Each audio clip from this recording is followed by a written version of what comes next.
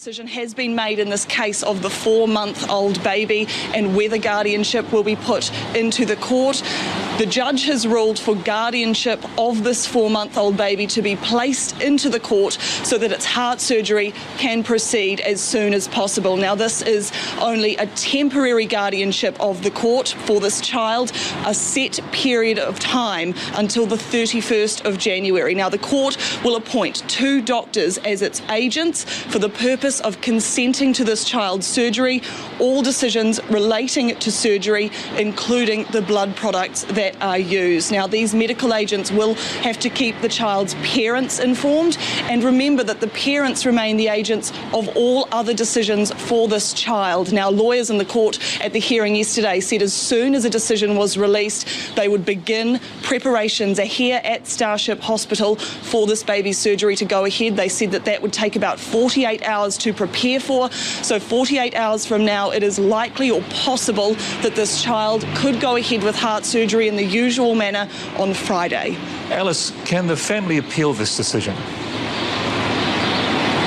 Yes, Mike, they do have the right to. At this stage, we don't have any indication, as it's just come out, as to whether that will happen.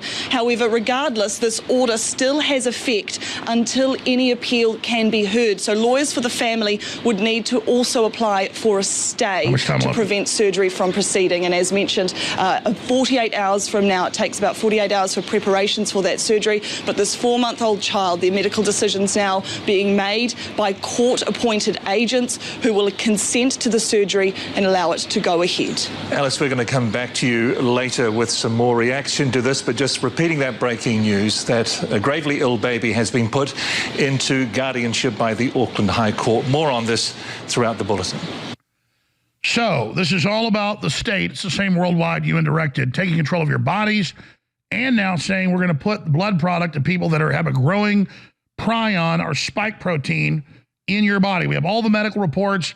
The governor of Florida has criminal investigations going, and Big Pharma lying about this, but they're still doubling down. Samantha Savage and Cole Reeves join us. SaveBabyWill.com. Donations needed at buymeacoffee.com/SaveBabyWill. We'll put all that on screen for you. They're up the middle of the night in New Zealand. We also have the reporter who's going to be joining us, who first broke this travesty so the world would know about this attack on parents, on bodily autonomy by these Joseph Mengele-esque mad scientists. So Cole Reeves and Samantha Savage, thank you for joining us. Tell us what this has been like and lay out what's happened so far, and then the latest news about the supposed guardianship of these doctors taking over. Thank you for having us.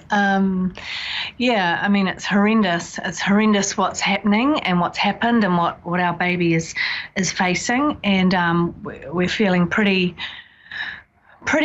upset by it all, as you can imagine. Yeah, we're just sort of putting one foot in front of the next now.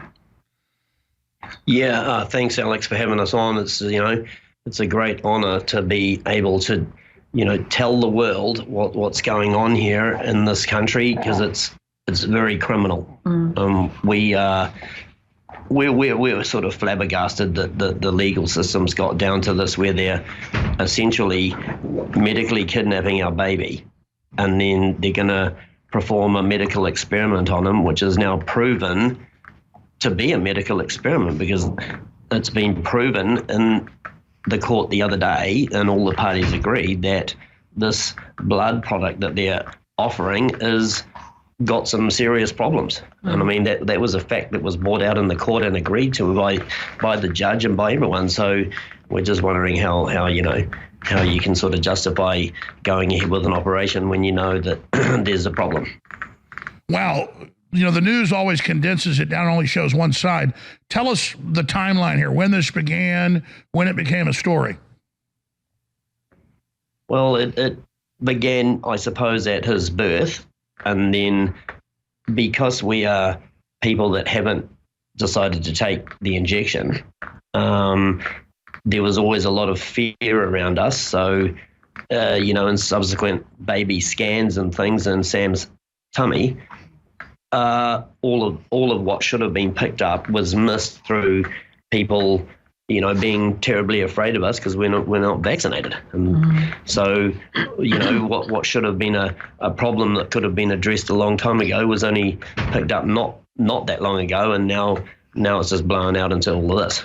Yeah, so basically we've been told that this sort of condition for Will is something that is often picked up in the antenatal scans. So I had the antenatal scan, and it should have taken 2 hours, and it only took an hour because she was just trying to rush it through.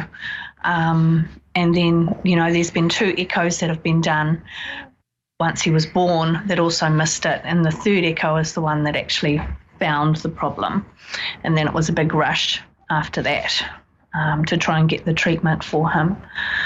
But, again, as a mother knows, I knew that there was something wrong from the very beginning.